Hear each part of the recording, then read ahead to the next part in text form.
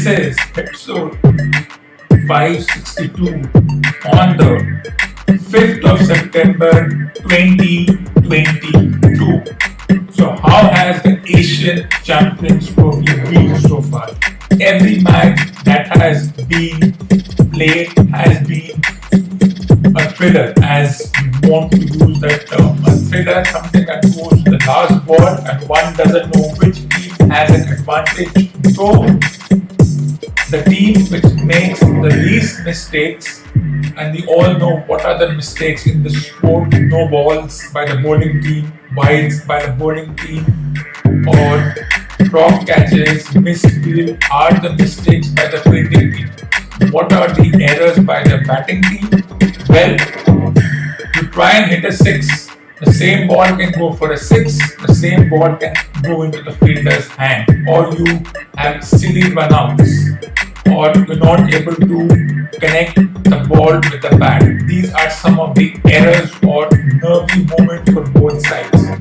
So far, from the group stage to the semi-final stage, or as they like to call it, the Super 4 stage, Afghanistan's performance has been the highlight. They beat two good teams in the group stage, out of which one team was eliminated, and Afghanistan and Sri Lanka qualified from one end. On the other hand, it was expected that India and Pakistan, of course, would qualify from the other group. And if you look at how the tournament has been so far, their performance is not surprising, but they are proving to be the King Kong of the regions. Jackrabbits, nothing to lose, and no one takes them seriously. Afghanistan is still not in that serious category that can we take a team like Afghanistan seriously. We can, we should. At this point, after last night's match, where on two consecutive Sundays you saw a 1-all situation where India beats our neighboring country by chasing 150 on the last ball, Pakistan responds by chasing 180 on the last ball, and the same old errors made by the fielding team. The batting team did something different by sending what they call a pinch hitter, a cameo, the all-rounder, just to shake up things a bit. And due to illness and injuries, India were found short of a couple of bowlers. But I still think they managed to stretch the match till the last ball. There were a few things which annoyed me, which showed the double standard of how we look at certain players. I'm not going into that discussion because that discussion has been going on for so long, and we all know what happens. And I'll talk about it in a different manner as this program progresses. But overall, the Asian Champions Trophy, well, all the matches so far have been great. Now, with India losing their first match, they will have to beat the next two teams to get into the finals. This is a semi-final kind of situation. If they lose one more match, then they will be knocked out of the tournament, which leaves Sri Lanka or even Afghanistan or Pakistan a chance to win the tournament. Right now, between Sri Lanka and Afghanistan, it's a 1-all situation. Between India and Pakistan, it's a 1-all situation. Both teams have beaten each other once. And which of these teams will go into the final? When you have four teams, a semi-final situation, at least each team has to win at least two matches, at least to have a chance to get into the semi-final, or at least compete for the run rate. The net run rate will come into play, so it will be a very interesting situation. Of course, the same old story has been spread around. The Indian team is not sure who are going to be the 15 players. Injuries affecting their plans. Why certain players not included? Why only a certain number of bowlers of certain category included? Well, you can only have a fixed number of players who can travel in these multi-nation tournaments. private nation tournaments. You can only have 17, 18 players who can go. So as the coach said, those who miss out, and as I said before, they won't miss out due to merit. They'll probably miss out due to the coach saying that you are not what we want in terms of all-rounders and spinners and everything.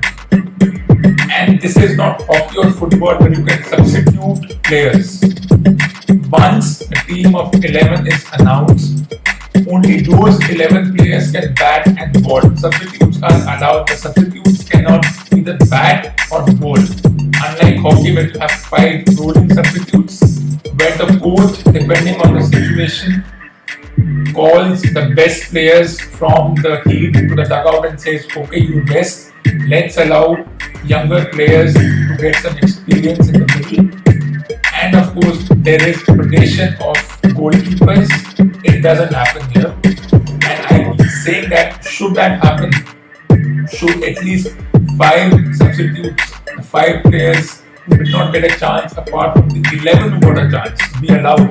Well, this becomes a moral question, this becomes an ethical question. Can we bring that from another sport into this? Well, let me tell you, hockey may have its own rigidity. Every sport has rules which may seem rigid, which may seem outdated, but cricket is at the top when it comes to a bit of rigid rules. They have to be more flexible, but then the International Cricket Council will counter and say we have the DRS system as flexible.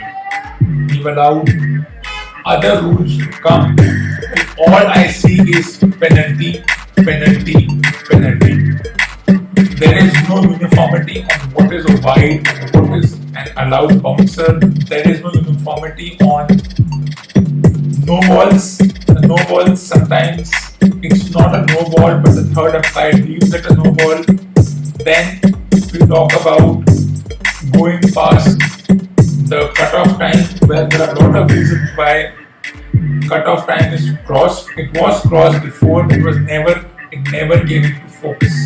But now the cutoff time comes into focus because we are penalized. The fielding team is penalized with one fielder less outside the circle.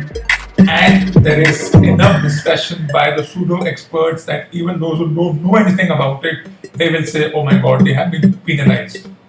And for me, it will take another 50 years for the International Cricket Council to even come to an agreement that maybe we can have rolling substitutes. The coach decides that okay, this bowler is not doing well, I will substitute him or her with this bowler, like for like, an all-rounder for an all-rounder, a fast bowler for a fast bowler, a spinner for a spinner.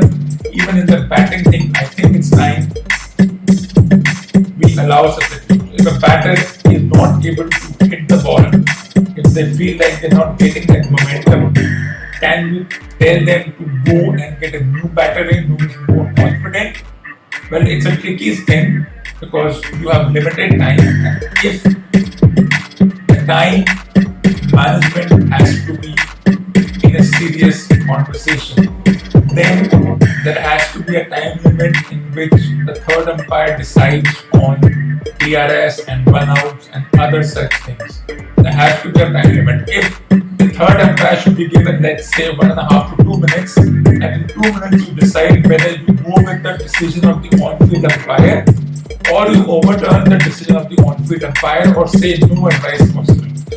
Because if a team is behind time and the third umpire is also taking time, then the fielding team cannot be penalized. And as far as sending wings is concerned, sending messages is concerned, well, that's another tricky situation. Should the coach send a message from the dugout in the middle? And I see that the umpires are helpless. They don't do anything. They allow the messages to come, and well, we can say that it's heat, it's climate change, it's humidity, so players need refreshment even after they've had refreshments. It's a very tricky situation whether drinks or through drinks a surrogate message of what should be done should be allowed or not. It's a difficult decision. No one can make it right now. But it's on the umpires. If the umpires feel talents being lost, they can send back the substitutes and say, no, this will waste time and this will penalize the bowling team. The batting team is hardly penalized. The batting team gets an extra in no balls.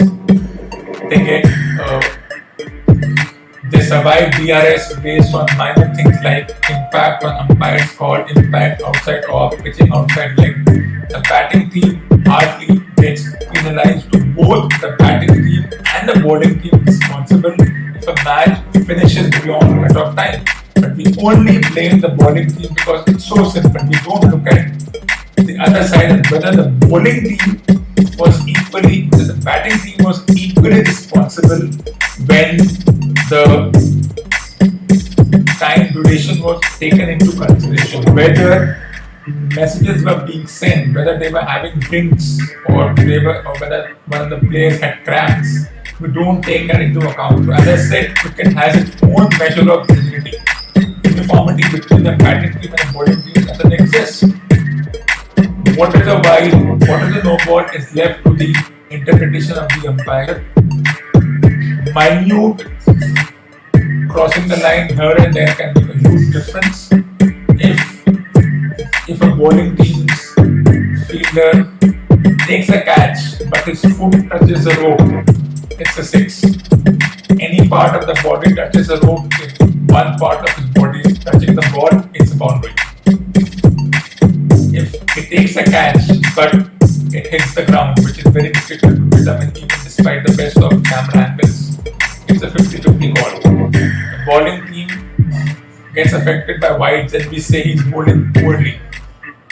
As I said, it's not a uniform sport, but I won't talk about it. I'll the Asian Champions Trophy, even if a certain team, 2 teams lost their first match, which means tomorrow's match becomes very important. If our neighboring country Sri Lanka goes on to win tomorrow's match, which is possible, then India could be knocked out and Sri Lanka could position themselves in the finals. India wins tomorrow, then it could very well become a situation where Pakistan need to win their second match, or it could be a situation where you could have all the 4 teams at 1-1.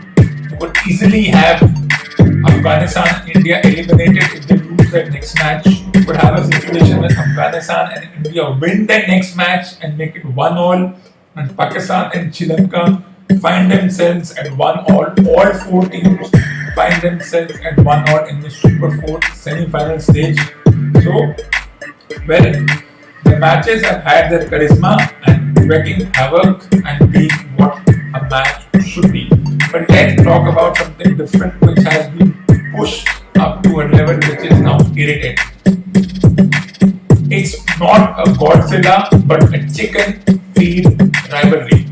Every time 2 teams compete in the Asian region, everyone goes ballistic. Even if they've competed for the 5th time in the year, or they have been competing forever, from the day they became former teams. This awesome, it's completely baffling. Every time this happens, we use this word greatest rivalry.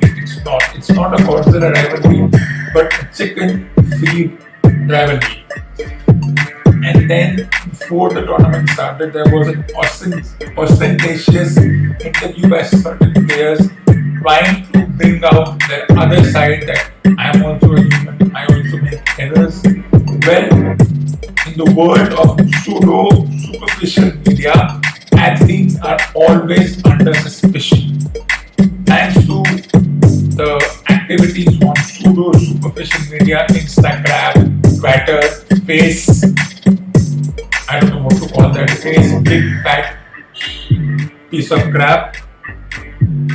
Thanks to these and many more superficial media, athletes are always under suspension, because in fact everybody is under suspicion. If I was a celebrity and I said something, even if it was something as simple as congratulating someone, it would become a huge deal, because someone would object, there would bring a group who would support me, there would be a group who would oppose me, and there would be involvement of other groups, and then it would go to such levels, which is why does it go to such levels? As I said, in the world of pseudo superficial media, athletes, celebrities, whether what they say on such platforms or on the digital platforms is said with honesty. We don't look at that with honesty, especially when there's a sustained campaign against a certain individual, despite the individual doing well, and despite another individual of another team performing at the same level, and all the talk about certain things absolutely same, but that player is praised and this player is looked at with suspicion despite trying to perform. Because we are saying, okay, he's performing, but is he being genuine about performing? That's the question that comes into the picture. And then the pseudo media thinks they can sanction this player. They can openly mentally torture the player. They have no remorse. Like tell you, pseudo superficial media, there is no remorse. So what have I done? I've kept myself away from most superficial media. I don't say a word on these. I talk more about that in another episode. But whether you win, whether you lose, sports event or any other event happening, I've decided not to say a word on such platforms because it will surely become a big deal, and with bizarre rules around pseudo media, you don't know what you say can turn into something negative and can turn against you. For example, this player said that another player called him after he quit captaincy. And this player said that we all know who this player is, so let's take X and Y. So X quit captaincy last year, Y was already retired, and Y texted X about his quitting captaincy and struggles, and you can read a newspaper interview.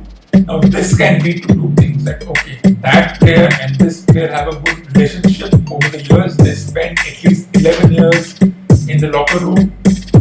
There is a B side to it, that other players were not genuinely interested in talking to him.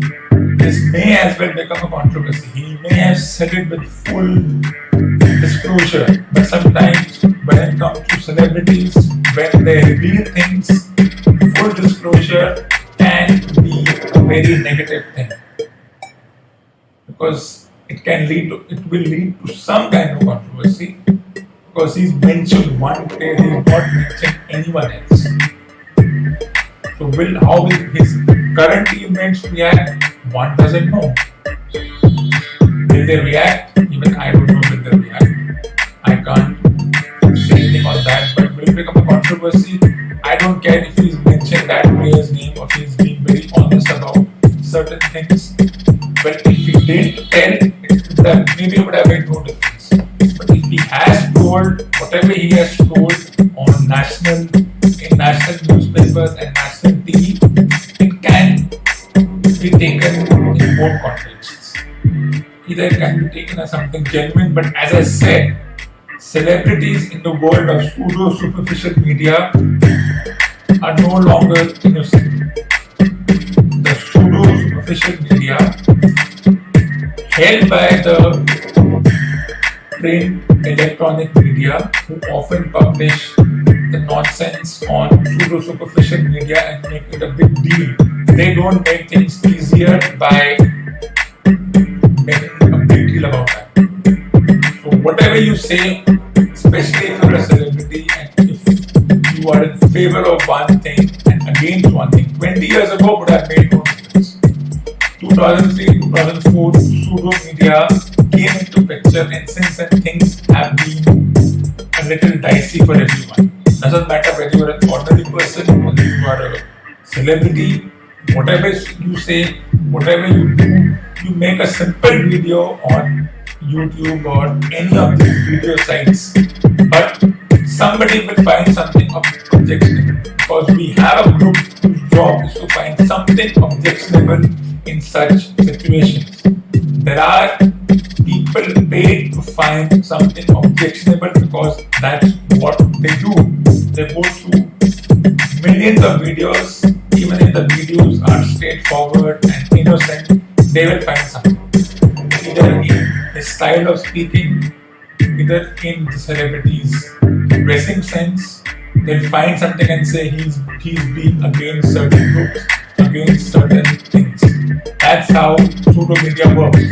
There is no positivity in that, but people still use it. Then they say something nonsense, whether it's planned or whether it's on the spot, I don't know.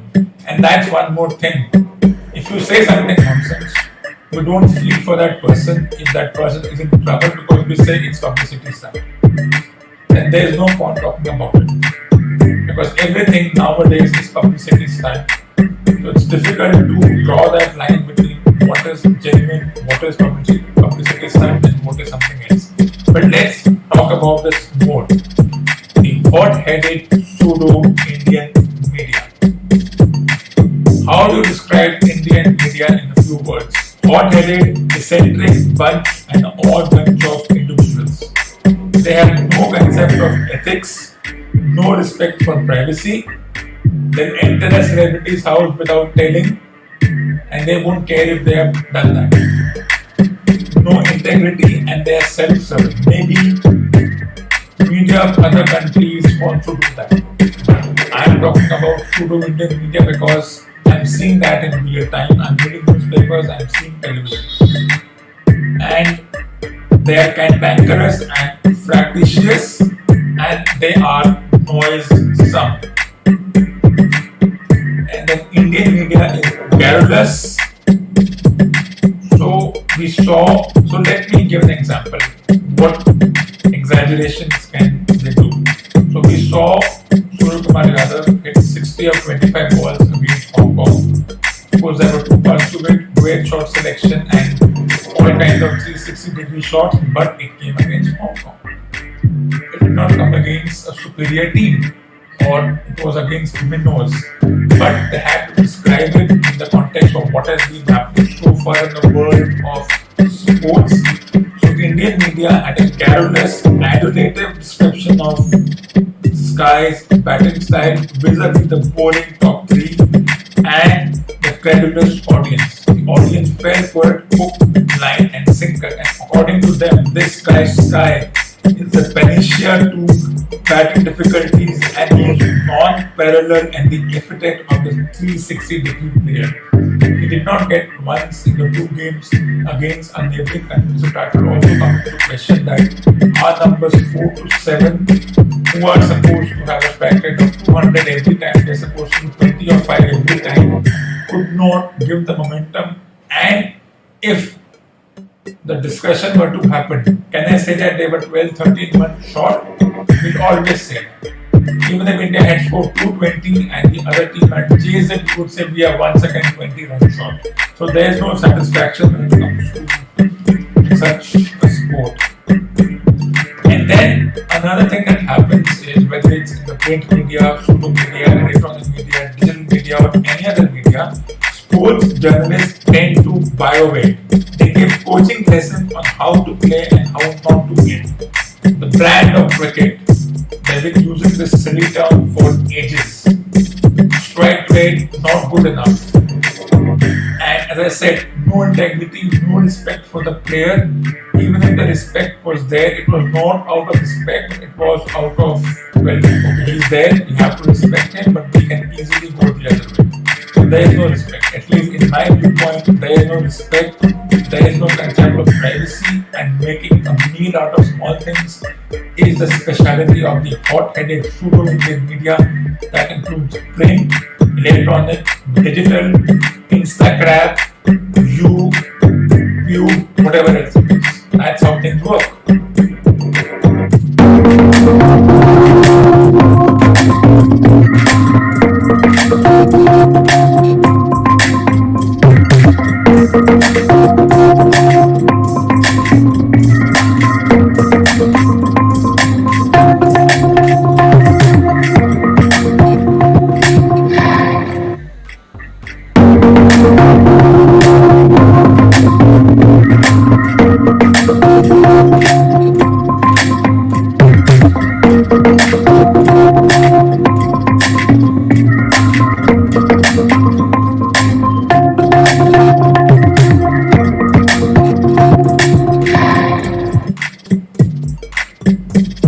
This ends episode number 562 on the 5th of September 2022.